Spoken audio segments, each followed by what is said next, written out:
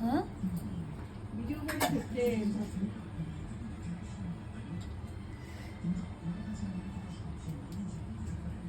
Hello বন্ধুরা, আবারও একবার ইলিশ মাছ রেসিপি নিয়ে চলে আসলাম।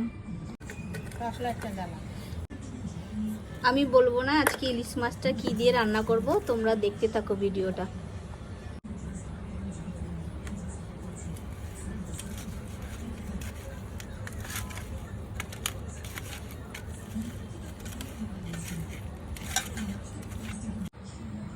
ইলিশ মাছটা ম্যারিনেট করা হয়ে গেছে, এখন ওটাকে ভেজে নেব।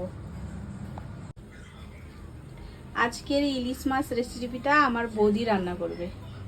আজকের বৌদির হাতে ইলিশ মাছ রেসিপি খাবো। তেলটা গরম হয়ে গেছে, এক এক করে মাছটা ভেজে নেব।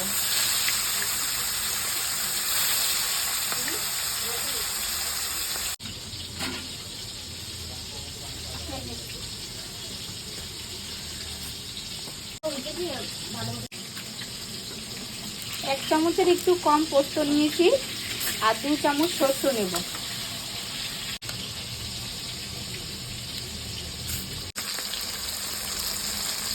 সব মাছগুলো ভাজা হয়ে গেছে, এখন নামিয়ে দেব।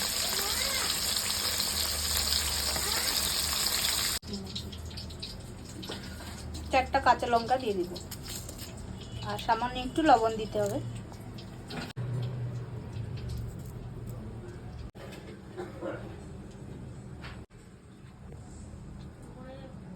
আমাদের সব মাছগুলো ভাজা হয়ে গেছে, এখন মশলা তৈরি করে নেব।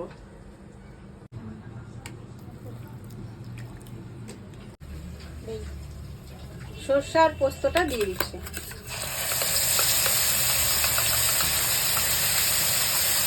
মশলাটা বেশিক্ষণ ভাজবো না, কারণ এটার মধ্যে সরষে আছে, তাহলে পিতা হয়ে যাবে।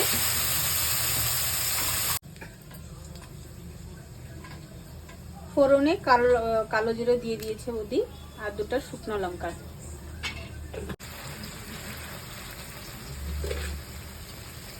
লবণটা স্বাদ মতো দিয়ে দেওয়া হলো। এরপর হলুদটা দিতে হবে পরিমাণ মতো।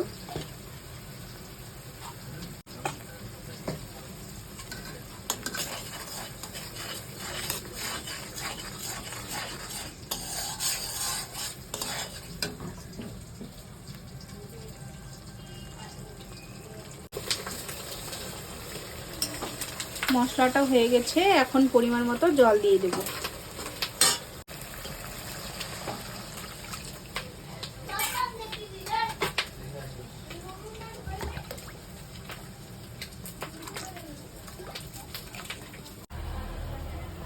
তোমরা দেখতেই পাচ্ছ ঝোলটা ফুটে গেছে, এখন এক এক করে সব মাছগুলো দিয়ে দেব।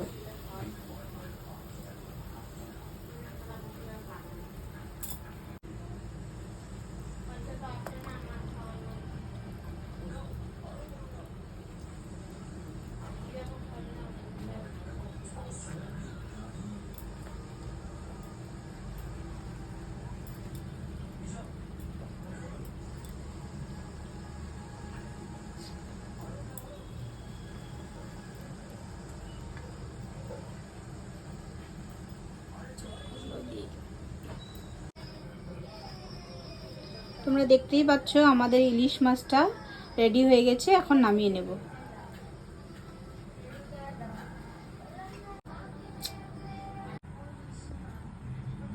ঝোলটা বেশি বানানো হয়ে গেছে, কারণ কি আমরা এখানে 7-8 জন খাবো, যার জন্য একটু ঝোলটা বেশি করে বানানো হয়েছে।